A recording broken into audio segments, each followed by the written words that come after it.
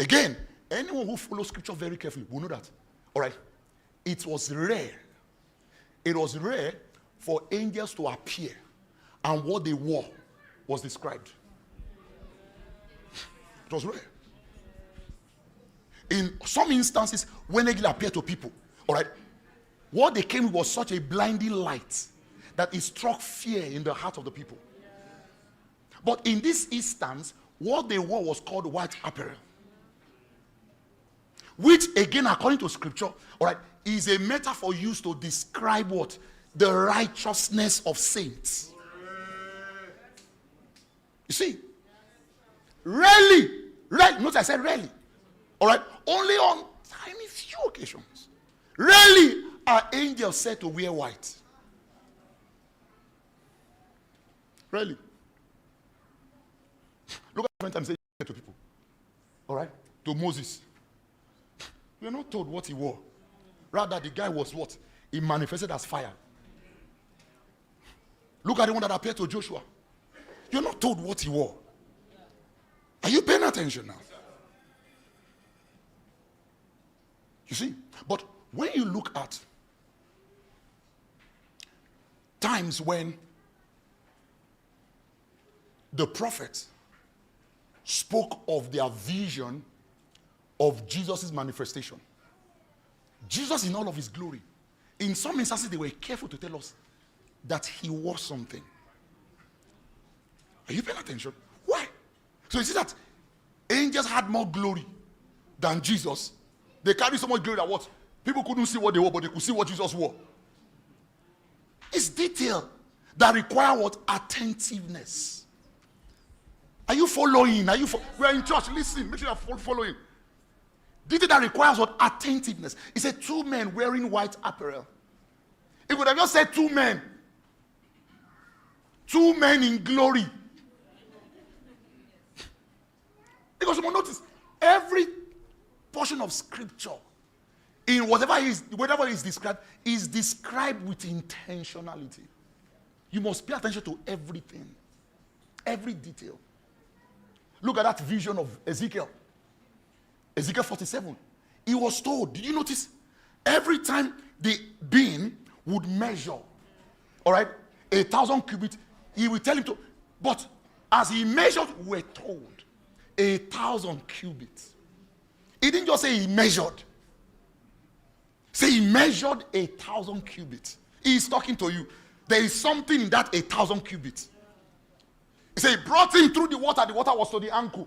He measured another 1,000 cubits. So don't read 1,000 and just think.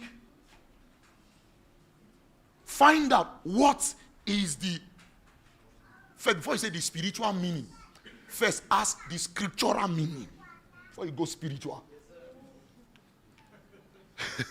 What is the scriptural significance of that? Why is he saying 1,000 cubits? Why did he measure 1,000 cubits 3 times? First was 1,000 cubits, the water was to his ankle. Second 1,000 cubits, it was to his knee. Third 1,000, it was to his loins. Then the fourth one was the one that what? When he would enter, I said it was what?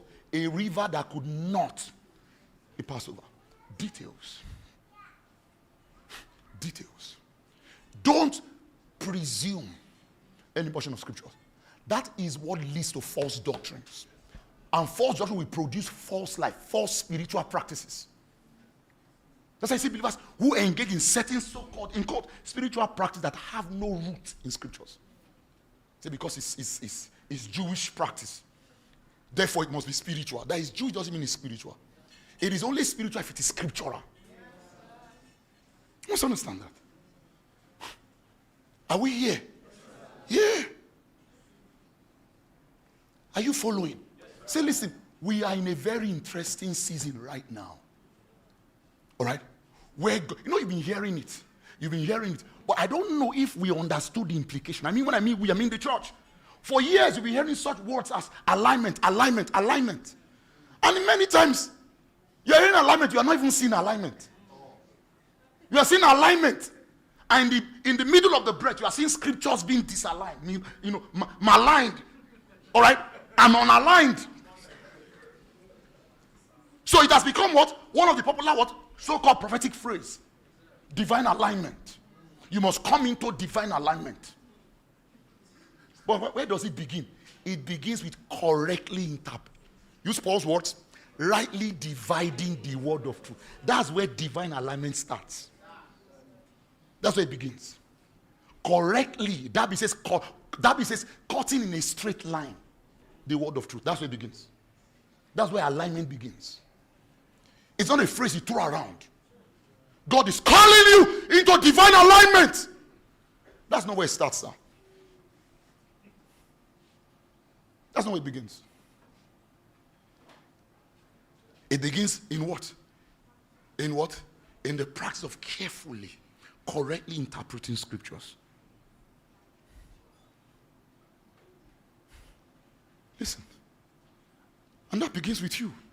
In your own personal, private closet. There's an attitude of reverence with which you must do fellowship. Approach scripture with what? With reverence. Approach God. All right. Are we here? In your study scriptures with reverence. Approach him as you pray with reverence.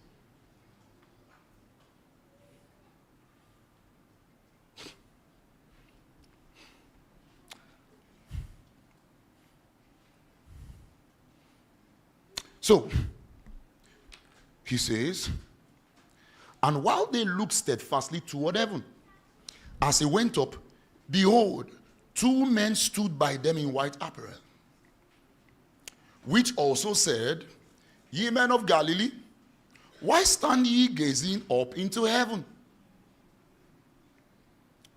All right? Why are you what? You see, because as Jesus ascended and was received by a cloud, they lost him. All right? Are you paying attention?